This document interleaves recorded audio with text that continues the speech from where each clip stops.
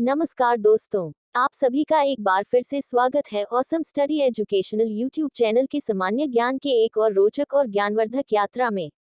तो आइए बिना देरी के इस ज्ञान के अद्भुत यात्रा की शुरुआत करते हैं। आज का पहला सवाल है, निम्नलिखित में से किसे रेगिस्तान का जहाज कहा जाता है? ए हाथी को, बी बैल को, सी गधा को और डी ऊंट को।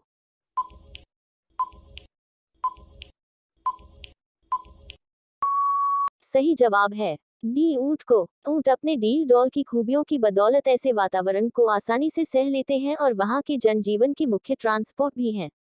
वे पानी के जहाज की तरह रेतीले सैलाब और टीलों पर आसानी से चल सकते हैं और अपनी पीठ पर सवारी के साथ साथ सामान भी ले जाते हैं।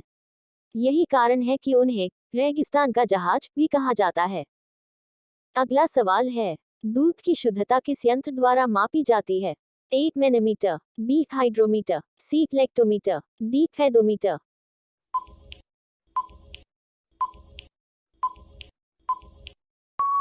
सही जवाब है सी लेक्टोमीटर। लेक्टोमीटर एक ऐसा उपकरण है जिसका उपयोग दूध के घनत्व को मापकर उसकी शुद्धता की जांच के लिए किया जाता है। ये दूध में पानी की मात्रा का पता लगा सकता है या दूध की समृद्धि का परीक्षण कर सकता है। अगला सवाल है, दिल्ली में स्थित शांतिवन में किसकी समाधि है? ए इंदिरा गांधी की, बी जवाहरलाल नेहरू की, सी लाल बहादुर शास्त्री की, डी राजीव गांधी की।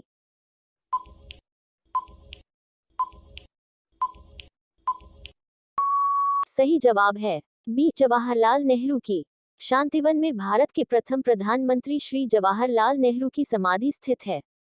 ये दिल्ली के रिंग मार्ग पर आने वाला एक बस स्टॉप भी है। अगला सवाल है, भारत में सर्वाधिक वर्षा का स्थान कौन सा है? ए मासिनराम, बी लद्दाख, सी चेरापूंजी, डी धर्मशाला।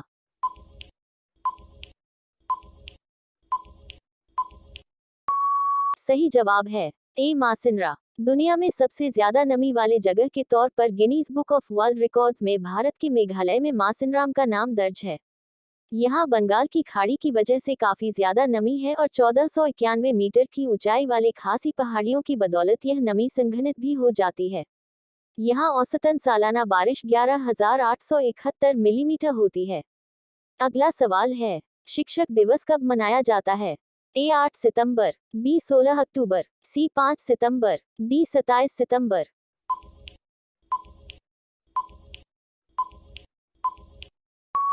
इसका सही जवाब है सी 5 सितंबर। भारत के भूतपूर्व राष्ट्रपति डॉक्टर सर्वपल्ली राधाकृष्णन का जन्मदिन 5 सितंबर को भारत में शिक्षक दिवस के रूप में मनाया जाता है। वे स्वयं ही एक महान शिक्षक थे। उनका व्यक्तित्व श्रेष्ठ था। ये उनके ही विचार थे कि उनके जन्मदिन को शिक्षक दिवस के रूप में मनाया जाए। अगला सवाल है, भारत का प्रसिद्ध वानखेड़े स्टेडियम कहाँ स्थित है? ए कोलकाता, बी पुणे, सी चेन्नई, डी मुंबई।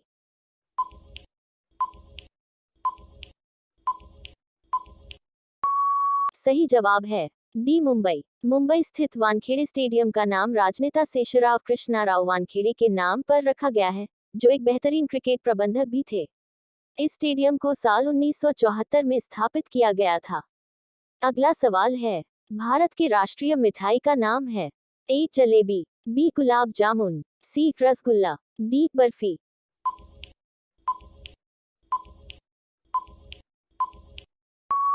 सही जवाब है ए जलेबी। जलेबी भारत की राष्ट्रीय मिठाई है।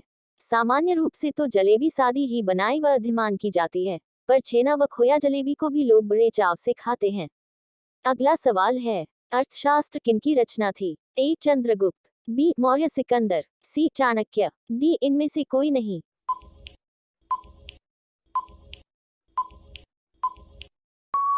सही जवाब है सी चाणक्य। अर्थशास्त्र कौटिल्य या चाणक्य द्वारा रचित संस्कृत का एक ग्रंथ है। इसमें राज्य व्यवस्था, कृषि, न्याय एवं राजनीति आदि के विभिन्न पहलुओं पर विचार किया गया है। अपने तरह का राज्य प्रबंधन विषय पर यह प्राचीनतम ग्रंथ है। अगला सवाल है, बांग्लादेश की मुद्रा का क्या नाम है? ए रुपया, बी डॉलर, सी टका, डी दीनार।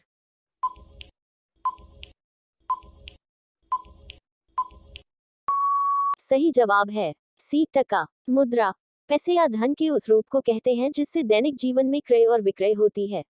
इसमें सिक्के और कागज के नोट दोनों आते हैं। आमतौर से किसी देश में प्रयोग की जाने वाली मुद्रा उस देश की सरकारी व्यवस्था द्वारा बनाई जाती है। मसलन भारत में रुपया व पैसा मुद्रा है, उसी तरह से बांग्लादेश का टका मुद्रा है। अगला सवाल है, विश्व का प्रथम विश्वविद्यालय कौन सा है? ए पेरिस विश्वविद्यालय, बी इलाहाबाद विश्वविद्यालय, सी तक्षशिला विश्वविद्यालय, डी असम विश्वविद्यालय।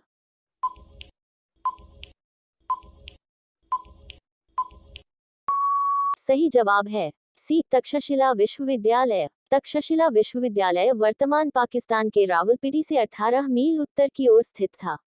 जिस नगर में यह विश्वविद्यालय था उसके बारे में कहा जाता है कि श्री राम के भाई भरत के पुत्र तक्ष ने उस नगर की स्थापना की थी। ये विश्व का प्रथम विश्वविद्यालय था जिसकी स्थापना 700 वर्ष ईसा पूर्व में की गई थी। अगला सवाल है, वर्णमाला किसे कहते हैं? ए वर्णों के संकलन को, बी शब्द गणना को, सी वर्णों के व्यवस्थित समूह को, डी शब्द के समूह को।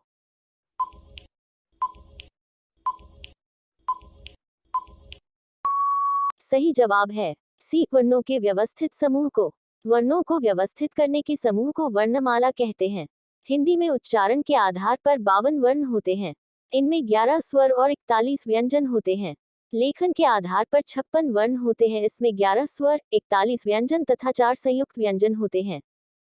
अगला सवाल है, चमगादड़ अंधेरे में भी उड़ सकते हैं क्योंकि उन्हें सहायता प्राप्त होती है?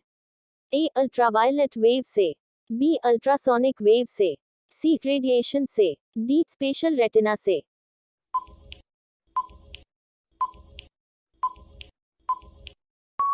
सही जवाब है बी अल्ट्रासोनिक वेव से। चमगादड़ अल्ट्रासोनिक तरंगों द्वारा निर्देशित होते हैं जो वे पैदा करते हैं और उन्हें अंधेरे में उड़ने में सक्षम बनाते हैं। अगला सवाल है, निम्नलिखित में से कौन सी पुस्तक मुंशी प्रेमचंद्र द्वारा लिखी गई है? ए गोदान, बी रंगभूमि, सी कबन, डी ये सभी।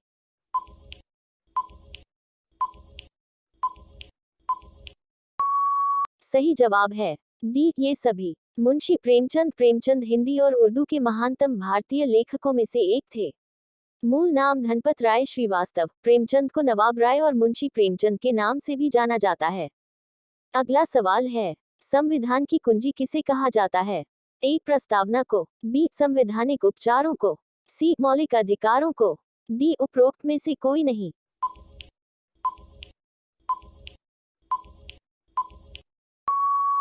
सही जवाब है ए प्रस्तावना को। भारतीय संविधान में प्रस्तावना भारत के लिए परिकल्पित देश के रूप को निर्दिष्ट करती है। प्रस्तावना उन अधिकारों और स्वतंत्रता की घोषणा करती है जिन्हें भारत के लोग अपने नागरिकों के लिए सुरक्षित करना चाहते थे। प्रस्तावना में संविधान के उद्देश्य शामिल हैं, जो भारत के लोगों के लिए न्याय, समानता और स्वतंत्रता को सुरक्षित करना है। अगला सवाल है, वायुमंडल में नाइट्रोजन की प्रतिशतता है? ए 30%, बी 80%, सी 78%, डी 50%।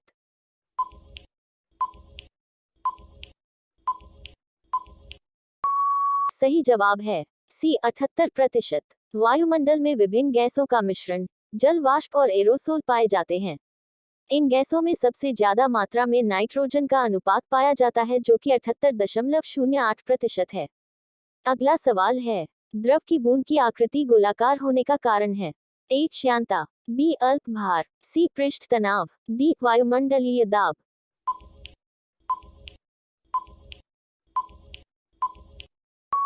सही जवाब है सी पृष्ठ तनाव। किसी द्रव्य के पृष्ठ के अणु अपेक्षाकृत उच्च गतिज ऊर्जा वाले होते हैं।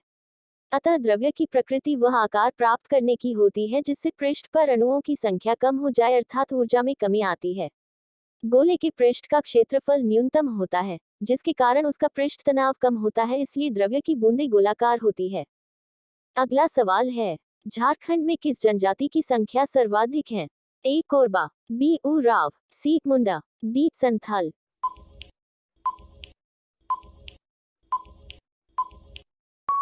सही जवाब है डी संथाल। संथाल 8वीं सदी के अंत तक घुमंतू समूह था। बाद में धीरे धीरे ये समुदाय बिहार, उड़ीसा, बंगाल और झारखंड के छोटा नागपुर पठार में बस गया। 2011 तक के आबादी के आंकड़ों के मुताबिक इस समुदाय की बड़ी जनसंख्या झारखंड में रहती है। इस राज्य में 27.52 लाख संथाल हैं। इसके बाद नंबर आता है पश्चिम बंगाल का, जहां 25.12 लाख संथाल रहते हैं। अगला सवाल है, भगवान राम की बहन का क्या नाम है? ए रुक्मिणी, बी शांता, सी राधा और डी नंदिनी।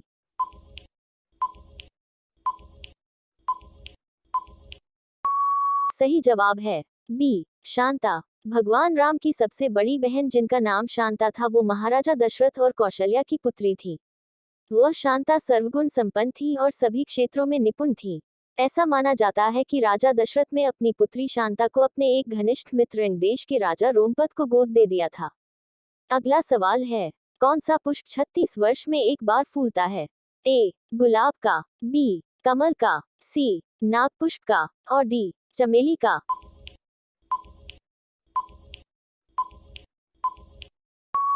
सही जवाब है सी नागपुष्प का। नागपुष्प एक वनस्पति है जो हिमालय में पाए जाते हैं।